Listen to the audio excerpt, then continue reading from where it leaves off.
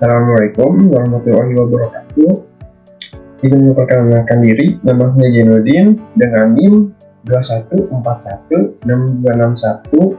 21416261201036 dari kelas MN21A Program Studi Manajemen Fakultas Ekonomi dan Bisnis.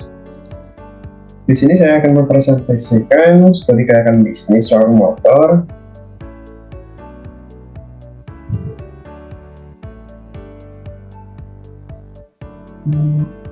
Pendahuluan.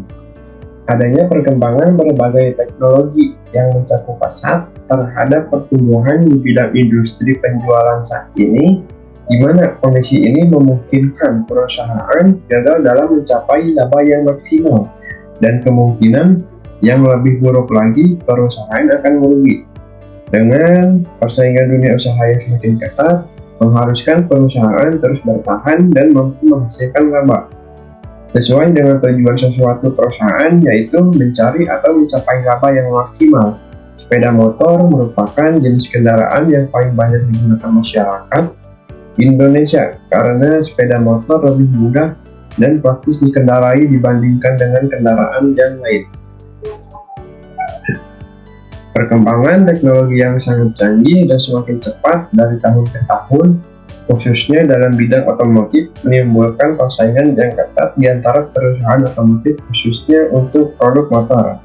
Tapi seiring meningkatnya kebutuhan manusia dan permintaan, menyebabkan ada opsi kedua yang berguna untuk mengurangi pengeluaran. Salah satunya adalah dengan cara membeli barang bekas yang harganya lebih terjangkau, tapi kualitasnya masih baik.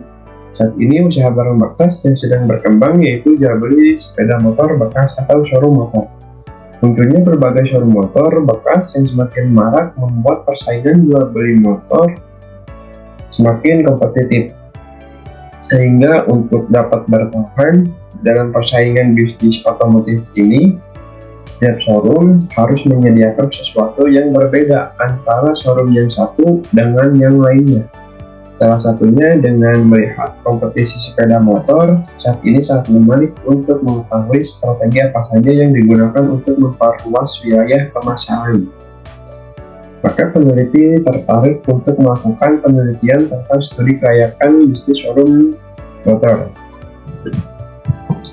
Spek legal, nama perusahaan showroom motor, nama pemilik Jainuddin, alamat perusahaan Jalan Kosambi, Tegasari, kilometer 5, Belendung, Kari, Karawang.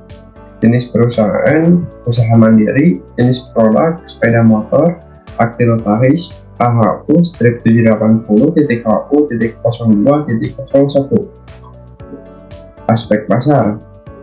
Yang pertama ada pasar sasaran.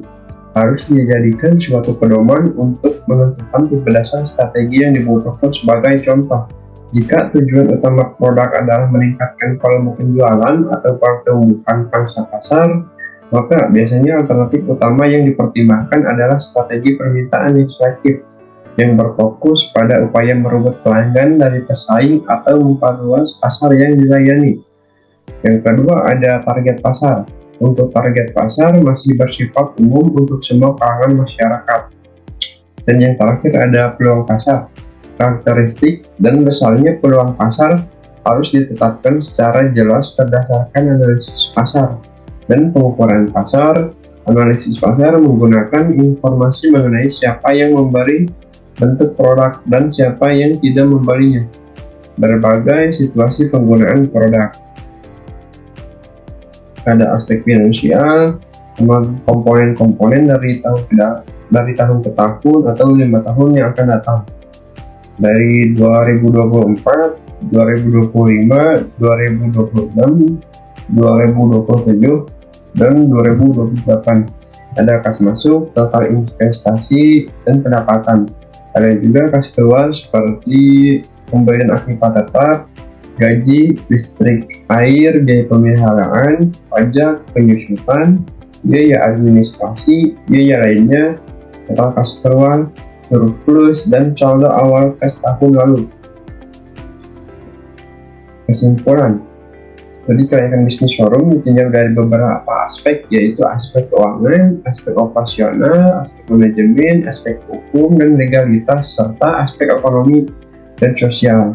Dalam menganalisis masing-masing aspek tersebut, terdapat beberapa indikator-indikator yang menjadi layak tidaknya bisnis showroom. Kerbau Motor merupakan salah satu showroom yang berkualitas tinggi. Salah satu visi Motor adalah menjadi pelopor showroom di Karawang.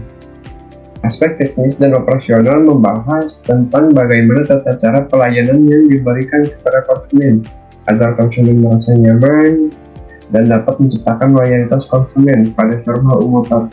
Selain itu, dalam menciptakan dan meningkatkan loyalitas konsumen, Motor menciptakan produk yang berkualitas dalam aspek keuangan, dalam menganalisis pendapatan, serta biaya-biaya yang dikeluarkan menggunakan penganggaran modal. Cukup sekian, kurang lebihnya mohon maaf. Wassalamualaikum warahmatullahi wabarakatuh.